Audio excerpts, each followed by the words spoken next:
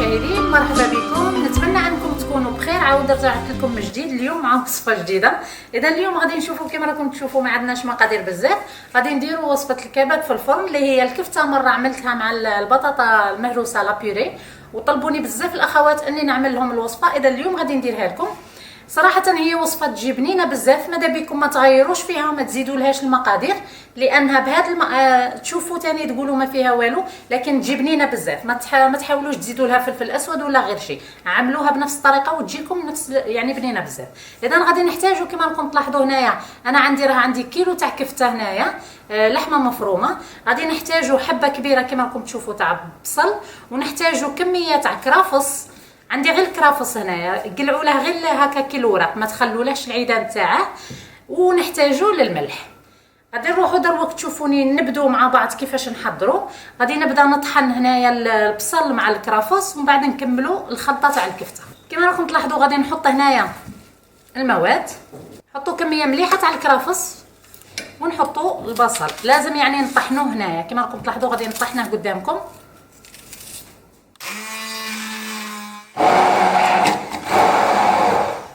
كما راكم تشوفوا بعد ما طحنت المواد هنايا تحصلنا عليها خلاص. خليط عندنا راه مطحون مليح، لكن تقدروا تشوفوا يعني ولا عندنا كي البيوري. هنا دروك خلاص غادي نستعملوا هذه الخلطه في اللحمه المفرومه نتاعنا. تابعوني دروك. غادي نروحوا نخلطوا هنايا. ناخذوا الكفته نحطوا الملح. حطوا كميه مليحه تاع الملح باش ما تجيكمش صامته يعني من طيبوها. ونجو نحطوا الخليط اللي طحناه هنا كما راكم تلاحظوا. ما ضفتلهش كما شفتوا معايا، ما ضفت له لا ما لا حتى شي يعني. ونجي نخلط. غادي نخلط بيدي انايا حتى يتجانس هذا الخليط مع الملح. بعد ما خلطت مليح تجانست مليح المواد، اهم شيء انكم ديروا الملح مليح يعني باش من طيب ما طيبلكمش صامته. لو كان طيبوها صامته ما تجيش بنينه.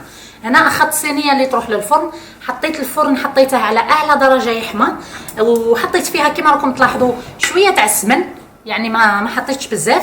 تقدروا تدهنوها بشويه زيت زيتون ولا اللي تحبوا. هنا غادي ندهنها انايا بشويه تاع السمن يعطيها ذوق بنين. وناخذوا الكفته ونحطوها في الصينيه كما راكم تلاحظوا، ونفرشوها على الصينيه كاع كما تفرشي الكاطو ولا. وغادي نحطوها للفرن. قلت لكم راني حاطه الفرن يحمى. غادي نحطوه على اعلى درجه ونخلوها في الفرن. كما راكم عارفين الكفته غادي ترمي هذوك الماء تاعها والدهون والزيت يعني. لو كان تشوفوها رمات بزاف الزيت والدهون قلعوها وصفوها منه باش ما طيبلكمش في هذاك الماء، باش تجيك وكانها مشويه يعني. بعد ما تصفوه تعاودوا تدخلوها للفرن وتخلوها تتحمص. يعني لازم تخرجوها كما شفتوني قدمتها لكم مع البطاطا المهروسه، يعني تجي محمصه تجيك اللي مشويه هكذا بهذه الطريقه. وصراحه اللي عنده يعني يقدر يشويها يعني كما نقولوا حنايا على مجمر ولا يعني تجي بنينه بزاف. لكن انا بما اني هنا ما نقدرش نشوي يعني ما للاسف مضطره يعني شحال من وصفات نديرهم في الفرن يعني بديل اللي باش نشووها نديروه في الفرن.